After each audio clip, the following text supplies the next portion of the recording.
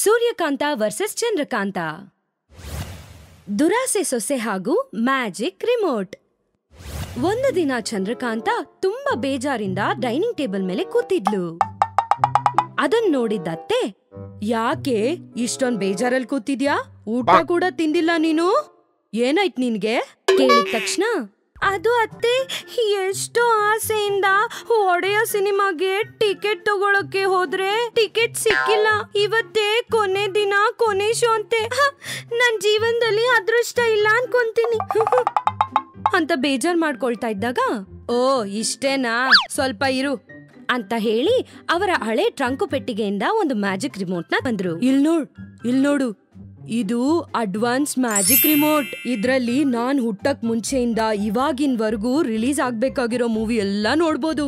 ಜಾಲಿಯಾಗಿ ಹೋಗಿ ನಿನಗ್ ಯಾವ ಸಿನಿಮಾ ಬೇಕೋ ನೋಡ್ಕೋ, ಆದ್ರೆ ಇದನ್ನ ಯಾರಿಗೂ ಹೇಳ್ಬಾರ್ದು, ನೀನ್ ಮಾತ್ರ ನೋಡ್ಬೇಕು. ಹೇಳಿದ ತಕ್ಷಣ, ಛೀ, ಯಾರಿಗೂ ಹೇಳಲ್ಲ ಅತ್ತೆ, ನಾನ್ ಮಾತ್ರ ನೋಡ್ತೀನಿ ಅಂತ ಹೇಳ್ತಾ ರಿಮೋಟ್ ಅನ್ನ ತಗೊಂಡು ದರ್ಶನ್ ಒಡೆಯ ಮೂವಿ ಅಂತ ಹೇಳಿದ ತಕ್ಷಣ ಟಿವಿಯಲ್ಲಿ ಸಿನಿಮಾ ಸ್ಟಾರ್ಟ್ ಆಯ್ತು. ಮಧ್ಯದಲ್ಲಿ ಮಳವಳ್ಳಿ ಮಾವನ್ ಮಗನೆ ಹಾಡಿಗೆ ಸಕ್ಕದಾಗಿ ಡ್ಯಾನ್ಸ್ ಕೂಡ ಆಡಿದ್ಲು. ಅದನ್ನ ನೋಡಿದ ಸೂರ್ಯಕಾಂತ ಸಂತೋಷ ಪಟ್ಟು ಮಧ್ಯದಲ್ಲಿ ಚಿಕ್ಕ ಮೂಮೆಂಟ್ ಕೂಡ ಮಾಡಿದ್ರು. ಆಮೇಲೆ ಸೂರ್ಯಕಾಂತ, ಇಲ್ ನೋಡು ಚಂದ್ರ, ನಾನು ಕೆಲ್ಸದ ಮೇಲೆ 2 ದಿನ ಊರ್ಗೋಗ್ತಾ ಇದ್ದೀನಿ, ಬರೋವರೆಗೂ ಮನೆ ಕಡೆ ಹುಷಾರು ಅಂತ ಹೇಳ್ತಾ ಅಲ್ಲಿಂದ ಹೊರಟೋದ್ರು.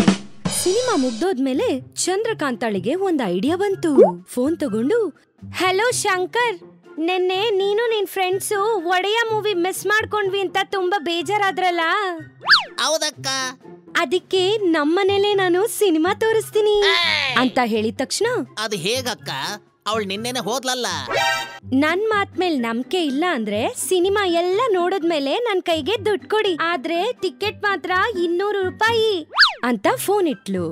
ಆಗ ಶಂಕರ್, ಅಕ್ಕಗೇನಾಯ್ತು ಹೀಗೆ ಹೇಳ್ತಿದ್ದಾಳೆ ಅಂತ ಅನ್ಕೊಂಡು ಮನ್ಸಲ್ಲಿ ಚಿಕ್ಕ ಆಸೆಯಿಂದ ಅವನ್ ಫ್ರೆಂಡ್ಸ್ ಜೊತೆ ಬಂದ. ಚಂದ್ರಕಾಂತ ರಿಮೋಟ್ ನ ಕೈಯಲ್ಲಿಟ್ಕೊಂಡು ಮನ್ಸೊಳಗೆ ದರ್ಶನ್ ಒಡೆಯ ಮೂವಿ ಅಂತ ಹೇಳಿದ ತಕ್ಷಣ ಟಿವಿಯಲ್ಲಿ ಮೂವಿ ಸ್ಟಾರ್ಟ್ ಆಯ್ತು.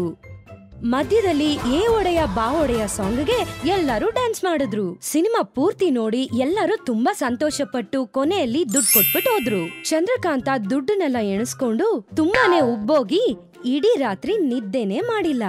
ಬೆಳಗ್ಗೆ ಆದ ತಕ್ಷಣನೇ ಶಂಕರ್ಗೆ ಫೋನ್ ಮಾಡಿ, ಎಲ್ ನೋಡ್ ತಮ್ಮ, ಮಧ್ಯಾಹ್ನ ಸ್ಪೆಷಲ್ ಶೋ ಹಾಕ್ತಿದೀನಿ, ಟಿಕೆಟ್ 1000 ರೂಪಾಯಿ. 1000 ರೂಪಾಯ? ಅಂತ ಸ್ಪೆಷಲ್ ಸಿನಿಮಾ ಏನಿದೆ ಅಕ್ಕ? ಸರಿ ಹೇಳ್ತೀನಿ, ಹೇಳ್ಬಿಡ್ತೀನಿ. ಅದು ಡಿ ಡಿ ಡಿ ನಿನ್ favourite Dhruva Sarja hero cinema ಅಂತ ಹೇಳಿದ ತಕ್ಷಣ, ಏನಕ್ಕ, ಏನಂದೆ ನೀನು? ಪಗರು ಸಿನಿಮಾನ? ಹೌದು ತಮ್ಮ, ನಿನ್ ಫ್ರೆಂಡ್ಸ್ನ, ಅವ್ರ ಫ್ರೆಂಡ್ಸ್ನ, ಧ್ರುವ ಸರ್ಜಾ ಫ್ಯಾನ್ಸ್ನ, ಚಿರು ಸರ್ಜಾ ಫ್ಯಾನ್ಸ್ನ ಎಲ್ಲಾರ್ನು ಕರ್ಕೊಂಡ್ ಬಂದ್ಬಿಡು ಅಂತ ಹೇಳಿದ ತಕ್ಷಣ, ನೀನು ನೆಟ್ಫ್ಲಿಕ್ಸ್ ಗಿಂತ ತುಂಬಾ ಹುಷಾರಾಗಿದೀಯ ಅಕ್ಕ ಹೇಳ್ತಾ ಒಡೆಯ ಮೂವಿ ತೋರ್ಸಿದ್ರಿಂದ ಒಂದು ಚೂರು ಸಂದೇಹನೇ ಇಲ್ದೆ ಸರ್ಜಾ ಫ್ಯಾಮಿಲಿಗೆ ವೀರಾಭಿಮಾನಿ ಆದ್ರಿಂದ ಎಲ್ಲಾರ್ಗಿನ ಮುಂಚೆ ಸಿನಿಮಾ ನೋಡ್ಬೇಕು ಅನ್ನೋ ಆತ್ರದಲ್ಲಿ ಫ್ರೆಂಡ್ಸ್ ಎಲ್ಲಾರ್ನು ಫಸ್ಟೇ ಪೇಟಿಎಂ ಮಾಡ್ಸಿ ಕರ್ಕೊಂಬಂದ. ರಿಮೋಟ್ ತಗೊಂಡು ಚಂದ್ರಕಾಂತ ಧ್ರುವ ಸರ್ಜಾ ಪೊಗರು ಮೂವಿ ಅಂತ ಮನ್ಸಲ್ಲಿ ಅನ್ಕೊಂಡಿದ ತಕ್ಷಣ ಸಿನಿಮಾ ಸ್ಟಾರ್ಟ್ ಆಯ್ತು. ಎಲ್ಲರೂ ವಿಸಿಲ್ ಹಾಕಿದ್ರು, ಡ್ಯಾನ್ಸ್ ಮಾಡಿದ್ರು. ಉದ್ಘಟ್ಟದಿಂದ ನೋಡ್ತಾ ಇದ್ದಾಗ ಇಂಟರ್ವಲ್ ಬಂತು. ಆಗ ಚಿಕ್ಕ ಚಿಕ್ಕ ಪಾಪ್ಕಾರ್ನ್ ಪ್ಯಾಕೆಟ್ ಗಳನ್ನ ಮಾಡಿ ಅದಕ್ಕೆ 200 ರೂಪಾಯಿ ಇಟ್ಟು ಎಲ್ಲಾರ್ನು ತಗೊಳ್ಳೋ ಹಾಗೆ ಮಾಡಿದ್ಲು ಚಂದ್ರಕಾಂತ. ಹಾಗೆ ಅವ್ರನ್ನೆಲ್ಲ ನೋಡ್ಕೊಂಡು ಚಂದ್ರಕಾಂತ ಮನ್ಸಲ್ಲಿ, ನನಗಿರೋ ಅಷ್ಟು ಬುದ್ಧಿವಂತಿಕೆ ಈ ಅಮೆಜಾನ್ ಅವ್ರಿಗೆ ಇದ್ಯೋ ಇಲ್ವೋ ಕಾಣೆ ಅಂತ ಮೆಚ್ಕೊಂತ ಇದ್ಲು. ಸಿನಿಮಾ ಸೆಕೆಂಡ್ ಹಾಫ್ ಸ್ಟಾರ್ಟ್ ಆಯ್ತು. ಎಲ್ಲರೂ ಇಂಟ್ರೆಸ್ಟ್ ಇಂದ ನೋಡ್ತಿದ್ರು. 10 ನಿಮಿಷ ಆದ್ಮೇಲೆ ಸಿನಿಮಾ ಸಡನ್ ಆಗಿ ಸ್ಟಾಪ್ ಆಯ್ತು. ಎಲ್ಲಿದೀಯಾ? ಸ್ವಲ್ಪ ಇಲ್ಲಿ ಬಂದ್ ನೋಡು, ಸಿನಿಮಾ ಬರ್ತಿಲ್ಲ, ಏನಿದ್ರ ಕತೆ ಅಂತ ಹೇಳಿದ ತಕ್ಷಣ, ಕರೆಂಟ್ ಹೋಗಿರ್ಬೇಕು ತಮ್ಮ ಅಂತ ಹೇಳಿ ಫ್ಯಾನ್ ಕಡೆ ನೋಡಿದ್ರೆ ಫ್ಯಾನ್ ತಿರುಗ್ತಾ ಇತ್ತು. ರಿಮೋಟ್ ತಗೊಂಡು ಚಂದ್ರಕಾಂತ ಧ್ರುವ ಸರ್ಜಾ ಮೂವಿ ಪೊಗರು ಹೇಳ್ದಾಗ ಸಿನಿಮಾ ಬಂದಿಲ್ಲ. ಟೆನ್ಷನ್ ಅಲ್ಲಿ ಈ ಸಲ ಎದ್ ನಿಂತ್ಕೊಂಡು ಜೋರಾಗಿ ಪೊಗರು ಮೂವಿ ಅಂದ್ಲು. ಆದ್ರೂ ಸಿನಿಮಾ ಬಂದಿಲ್ಲ. ಅಷ್ಟ್ರಲ್ಲಿ ಒಬ್ಬ ಎದ್ದು, ನಮ್ಮ ಹತ್ರ 2000 ರೂಪಾಯಿ ಲಪ್ಟಾಯಿಸಿ ಧ್ರುವಣ್ಣ ಸಿನಿಮಾ ಅರ್ಧಕ್ಕೆ ನಿಲ್ಲಿಸ್ತೀಯಾ? ಪೂರ್ತಿ ತೋರ್ಸೋವರೆಗೂ ನಾವಿಲ್ಲಿಂದ ಕದ್ಲೋದೇ ಇಲ್ಲ ಅಂತ ಹೇಳ್ದಾಗ ಇನ್ನೊಬ್ಬ ಕೋಪದಿಂದ ಎದ್ದು, ಅಲ್ಲಿ ನಮ್ಮ ಅಣ್ಣ ಧ್ರುವನಿಗೆ ಏನಾಗ್ತಿದೆ ಅಂತ ನನಗೆ ಟೆನ್ಷನ್ ಆಯ್ತಾ ಇದೆ. ನನಗೆ ಹುಚ್ಚಿಡಿತಿದೆ, ನಾನ್ ಟಿವಿನ ಮುರಿದಾಕ್ತೀನಿ ಅಂತ ಹೇಳ್ತಿದ್ದಾಗ ಚಂದ್ರಕಾಂತ ವಿಲವಿಲ ಒದ್ಲಾಡ್ತಿದ್ಲು. ಆಗ್ತಾನೆ ಬಂದು ಎಲ್ಲವನ್ನು ಗಮನಿಸಿದ ಅತ್ತೆ ಸೂರ್ಯಕಾಂತ ಹತ್ರ ಓಡೋದ್ಲು ಚಂದ್ರಕಾಂತ. ಸೂರ್ಯಕಾಂತ, ಇರ್ರಪ್ಪ, ಸ್ವಲ್ಪ ಇರ್ರಪ್ಪ, ಕೂತ್ಕೊಳ್ಳಿ, ಸಮಾಧಾನ ಮಾಡ್ಕೊಳ್ಳಿ ಅಂತ ಎಲ್ಲಾರ್ನು ಸಮಜಾಯಿಸಿ ಅವ್ರ ದುಡ್ಡನ್ನ ಅವ್ರಿಗೆ ವಾಪಸ್ ಕೊಟ್ಟು ಕಳ್ಸಿದ್ರು. ಏನೇ ನಿನಗ್ ಬಂದಿರೋ ರೋಗ? ಏನ್ ಮಾಡ್ತಿದ್ಯೆ? ಅವ್ವಾ, ಈ ರೀತಿ ರಿಲೀಸ್ ಆಗ್ದಿರೋ ಸಿನಿಮಾಗಳನ್ನ ಟಿವಿ ನೋಡ್ತೇನೆ. ಯಮ್ಮ, ಈ ವಿಷಯ ಏನಾದ್ರೂ ಹೊರಗೋದ್ರೆ ಕ್ರೈಮ್ ಪೊಲೀಸ್ ಅವ್ರು ಬಂದು ಪೈರಸಿ ಕಾನೂನ್ ಪ್ರಕಾರ ನಿನ್ನ 7 ವರ್ಷ ಜೈಲ್ ಶಿಕ್ಷೆ ಹಾಕಿಸ್ತಾರೆ. ಹೇಳಿದ ತಕ್ಷಣ ಅಮಾಯಕಳ್ತಾರ, ನೀನೇ ತಾನೇ ಅತ್ತೆ ಯಾವ ಸಿನಿಮಾ ಬೇಕೋ ಅದ್ ಬರುತ್ತೆ ಅಂತ ಹೇಳ್ದೆ. ಅಯ್ಯೋ ನನ್ ಹುಚ್ಚು ಸೊಸೆನೆ, ಆ ಪೊಗರು ಸಿನಿಮಾ ಶೂಟಿಂಗೇ ಮುಗ್ದಿಲ್ಲ ಅಲ್ವೇನೆ? ಇದು ಮಾಯಾ ರಿಮೋಟ್ ಆಗಿದ್ರಿಂದ ಎಲ್ಲಿವರೆಗೂ ಶೂಟಿಂಗ್ ಮುಗ್ದಿದ್ಯೋ ಅಲ್ಲಿವರೆಗೂ ತೋರ್ಸಿದೆ. ಅಷ್ಟಕ್ಕೂ ಈ ರಿಮೋಟ್ ನಿನ್ ಕೈಲಿ ಕೊಟ್ಟಿದ್ದಕ್ಕೆ ನನ್ ಬುದ್ಧಿ ಹೊಡ್ಕೋಬೇಕು ಅಂತ ಹೇಳ್ತಾ ರಿಮೋಟ್ ತಗೊಂಡ್ ಒಳಗಡೆ ಹೋದ್ರು. ಇವ್ರು ಹಿಂಗೆ ಯಾವಾಗ್ಲೂ ನಂದ ಕಿಶೋರ್ ಸರ್, ಆ ಶೂಟಿಂಗ್ ಏನೋ ಬೇಗ ಮುಗಿಸ್ಕೊಡಿ. ಈ ಸಲ ಊರಲ್ಲಿರೋರ್ನೆಲ್ಲ ಕರ್ಕೊಂಡ್ ಬರ್ತೀನಿ. ಟಿಕೆಟ್. ಊರಲ್ಲಿರೋ ಎಲ್ರು ಹಬ್ಬನ ಆಚರಿಸ್ತಾ ಇದ್ರು. ಸೂರ್ಯಕಾಂತ ಮತ್ತೆ ಚಂದ್ರಕಾಂತ ಹಬ್ಬದ ಅಡ್ಗೆಗಳನ್ನ ಮಾಡ್ತಾ ಇದ್ರು. ಆ ಅಡ್ಗೆಗಳ ವಾಸನೆ ಘಮಘಮ ಅಂತ ಇತ್ತು. ಆ ವಾಸನೆಗೆ ಚಂದ್ರಕಾಂತ ರೂಮ್ ಅಲ್ಲಿದ್ದ ಮ್ಯಾಜಿಕ್ ದೀಪದಲ್ಲಿದ್ದ ಜೀನಿ ಹೊರಗಡೆ ಬಂದು ಈ ರೀತಿ ಅನ್ಕೊಂಡ. ಅಬ್ಬಾ, ಏನ್ ವಾಸನೆ! ಸಂಕ್ರಾಂತಿ ಹಬ್ಬದಲ್ಲಿ ಮಾಡೋ ರುಚಿ ರುಚಿಯಾದ ಅಡಿಗೆಯ ಘಮ ಘಮ ವಾಸನೆ ಬರ್ತಿದೆ. ಯಾರು ನೋಡ್ತಾ ಇಲ್ಲ ತಾನೇ ಅಂತ ಆ ಕಡೆ ಈ ಕಡೆ ನೋಡ್ತಾ ಮಾಡಿರೋ ರುಚಿ ರುಚಿ ಅಡ್ಗೆನ ತಿಂತಿದ್ದ. ಆಗಷ್ಟೇ ಅಲ್ಲಿಗೆ ಬಂದ ಚಂದ್ರಕಾಂತ ಜೀನಿ ತಿಂತಾ ಇರೋದನ್ನ ನೋಡ್ತಾಳೆ. ಮನ್ಸೊಳಗಡೆ,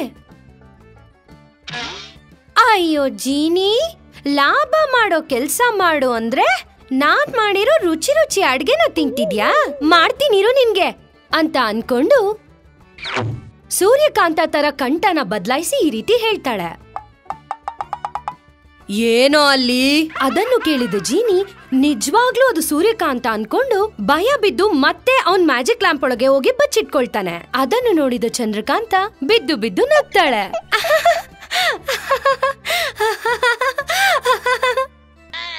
ಅದ್ರಿಂದ ಇದೆಲ್ಲ ಚಂದ್ರಕಾಂತ ಕೆಲ್ಸ ಅಂತ ಜೀನಿಗೆ ಅರ್ಥ ಆಗುತ್ತೆ. ಹೊರಗಡೆ ಬಂದು ಜೀನಿ ಚಂದ್ರಕಾಂತ ಹತ್ರ ಈ ರೀತಿ ಹೇಳ್ತಾನೆ. ಏನಕ್ಕ ನೀವು ಪ್ರತಿ ಸಾರಿ ನನ್ನ ವೀಕ್ನೆಸ್ ಜೊತೆ ಆಟ ಆಡ್ತಿದ್ದೀರಾ? ನೀವು ಇದು ನಿಮ್ಗೆ ನ್ಯಾಯ ಅನ್ಸುತ್ತಾ ಹೇಳಿ ಅಂತ ಕೇಳ್ತಾನೆ. ಆಗ ಚಂದ್ರಕಾಂತ, ಮತ್ತೆ ನಮಗ್ ಗೊತ್ತಿಲ್ದಿರೋ ಹಾಗೆ ನಾವ್ ಮಾಡಿದ ಅಡ್ಗೆನ ತಿಂತಿದ್ಯಲ್ಲ, ಇದು ನಿನಗ್ ನ್ಯಾಯನಾ ಅಂತ ಯಾಳಿಸ್ಕೊಂಡ್ ಕೇಳ್ತಾಳೆ. ಅದಕ್ಕೆ ಜೀನಿ ಅಮಾಯಕನಂತೆ ಈ ರೀತಿ ಹೇಳ್ತಾನೆ. ಅಂದ್ರೆ ಉಪ್ಪು ಸರಿಯಾಗಿದ್ಯಾ ಇಲ್ವಾ ಅಂತ ನೋಡ್ತಾ ಇದ್ದೆ ಅಕ್ಕ, ಅಷ್ಟೇ. ಆದ್ರೂ ಈ ಒಬ್ಬ ಅಮಾಯಕ ತಮ್ಮನ್ಗೆ ನೀವು ನನಗೋಸ್ಕರ ರುಚಿ ರುಚಿಯಾದ ಅಡಿಗೆ ಮಾಡ್ಕೊಡಲ್ವಾ ಹೇಳಿ ಅಕ್ಕ ಅಂತ ಹೇಳ್ತಾನೆ. ಅದಕ್ಕೆ ಚಂದ್ರಕಾಂತ,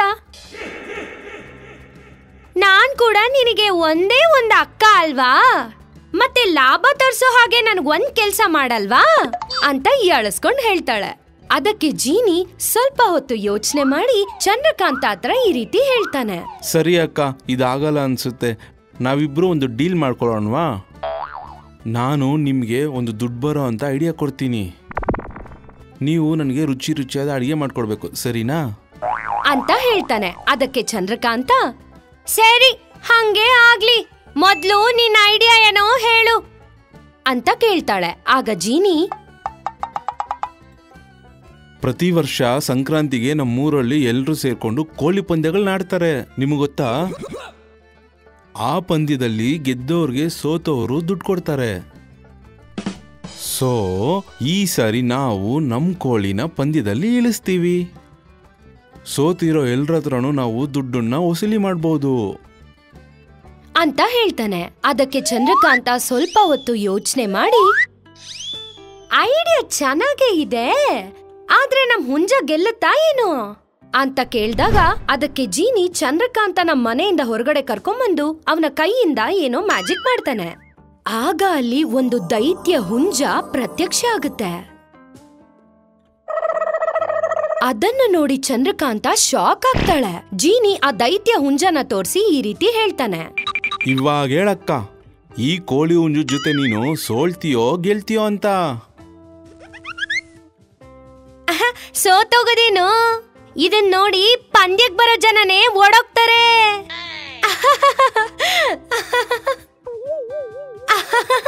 ಅಂತ ಇಬ್ರು ನಗ್ತಾ ಇರ್ತಾರೆ. ಪಂದ್ಯಕ್ಕೆ ಇಬ್ರು ಸಿದ್ಧ ಆಗ್ತಾರೆ. ಜಿನಿ ಆ ದೈತ್ಯ ಹುಂಜದೊಳಗೋಗಿ ಅದನ್ನ ಕಂಟ್ರೋಲ್ ಮಾಡ್ತಾ ಇರ್ತಾನೆ.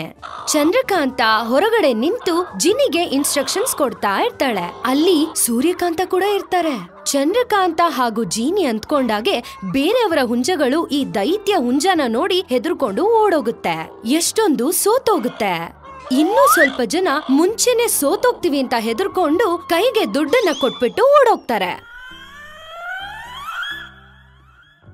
ಇದ್ರಿಂದ ಚಂದ್ರಕಾಂತಾಳಿಗೆ ತುಂಬಾ ದುಡ್ಡು ಬರ್ತಿರುತ್ತೆ. ಇದನ್ನೆಲ್ಲ ನೋಡಿದ ಸೂರ್ಯಕಾಂತಾಳಿಗೆ ಡೌಟ್ ಬರುತ್ತೆ. ಅವರ ಮ್ಯಾಜಿಕ್ನಿಂದ ಆ ದೈತ್ಯ ಹುಂಜನ ಪರಿಶೀಲನೆ ಮಾಡ್ತಾರೆ. ಆಗ ಅದ್ರಲ್ಲಿರೋದು ಜೀನಿ ಅಂತ ಅವರಿಗೆ ಅರ್ಥ ಆಗುತ್ತೆ.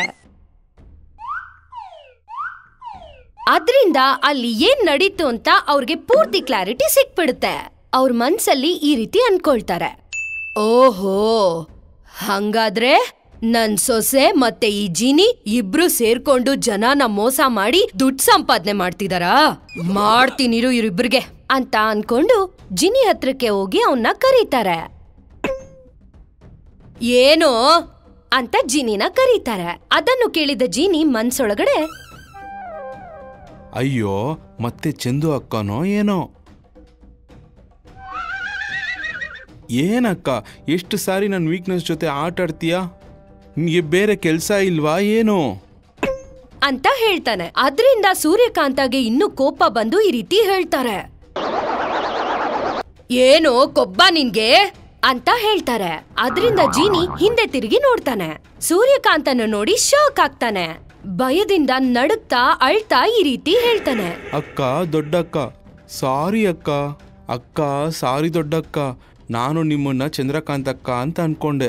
ನನ್ನನ್ನು ಕ್ಷಮಿಸ್ಬಿಡಕ್ಕ, ಕ್ಷಮಿಸ್ಬಿಡು ಅಂತ ಅಳ್ತಾ ಹೇಳ್ತಾನೆ. ಅದನ್ನು ಕೇಳಿದ ಸೂರ್ಯಕಾಂತ, ಏನೋ ಜೀನಿ, ಮತ್ತೆ ಜನರನ್ನ ಮೋಸ ಮಾಡ್ತಿದ್ಯಾ ಏನು? ನಿನಗೆ ಒಳ್ಳೆ ರೀತಿಲಿ ಹೇಳಿದ್ರೆ ಅರ್ಥ ಆಗ್ತಿಲ್ವಾ ಏನು? ದೊಡ್ಡಕ್ಕ, ನೀನು ಇಂಥ ದೊಡ್ಡ ನಿರ್ಧಾರ ತಗೋಬೇಡ ಅಕ್ಕ. ಏನೋ ರುಚಿಯಾದ ಅಡುಗೆಗೋಸ್ಕರ ಇಂಥ ತಪ್ಪಾಯ್ತು ಅಕ್ಕ. ನನ್ನ ಕ್ಷಮಿಸ್ಬಿಡಕ್ಕ. ನೀನು ಏನು ಹೇಳ್ತೀಯೋ ಅದನ್ನೇ ಮಾಡ್ತೀನಿ ಅಕ್ಕ ಅಂತ ಹೇಳ್ತಾನೆ. ಆಗ ಸೂರ್ಯಕಾಂತ, ತಕ್ಷಣ ಈ ದೈತ್ಯ ಹುಂಜ ಪಾರ್ಟ್ ಆಗಿ ಬೇರೆ ಆಗ್ಬೇಕು.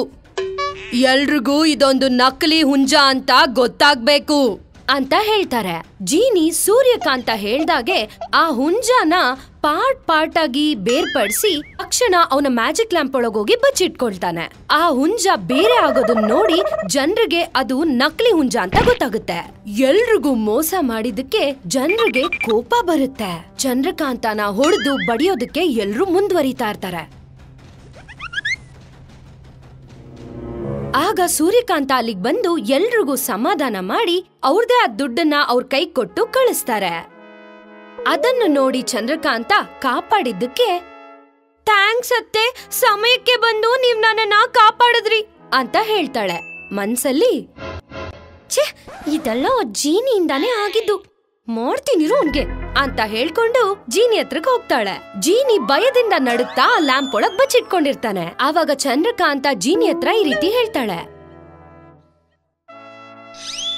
ಮಾಡೋದೆಲ್ಲ ಮಾಡಿ ಈಗ ಲ್ಯಾಂಪ್ ಒಳಗ್ ಬಚ್ಚಿಟ್ಕೊಂತೀನೋ, ಬಾರೋ ಹೊರಗೆ ನಿಂಗಿದೆ ಅಂತ ಹೇಳ್ತಾಳೆ. ಆಗ ಜೀನಿ ಚಂದ್ರಕಾಂತಗೆ ನಡೆದಿದ್ದೆಲ್ಲ ಹೇಳ್ತಾನೆ. ಅದನ್ನು ಕೇಳಿ ಚಂದ್ರಕಾಂತಾಳಿಗೆ ಎಲ್ಲ ವಿಷಯ ಅರ್ಥ ಆಗಿ ಮನ್ಸಲ್ಲಿ,